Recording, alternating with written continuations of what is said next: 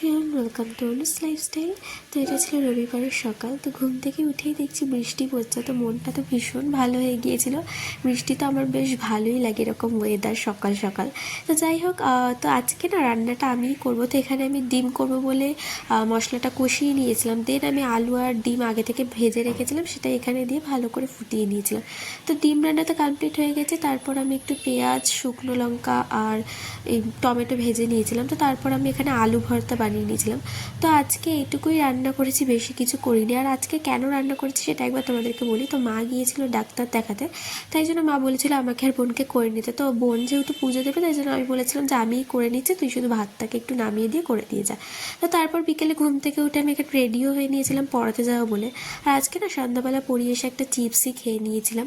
আর রাতে আজকে তো মা করেছিল গরম ভাত, আর আমার করেছিল হচ্ছে এখানে শুটকি। তো এটা কী শুটকি আমি ঠিক জানি না, তো ভীষণ ভালো হয়েছিল খেতে। আগে না আমি একদমই শুটকি খেতাম না, আমার একদম পছন্দ ছিল না। কেউ যদি বলতো যে শুটকি হয়েছে বা কোথাও রান্না হলেও না আমার শুনলেই মানে কেমন কেমন একটা লাগতো। যাই হোক, খেতাম না। বাট একদিন মা করে খাওয়ানোর পর এত ভালো লাগে, মাকে মাঝে মাঝেই বলি যে আমাদেরকে করে দেবে। তো বেশ ভালোই লাগে। তো রাতের ডিনার কমপ্লিট করে মা এখানে একটু আম কেটে দিয়েছিল, তো সেটাই এখানে আম খেয়ে নিয়েছিলাম। আর এখানে কী জানি মাকে দেখে কেন হাসছিলাম ঠিক মনে নেই।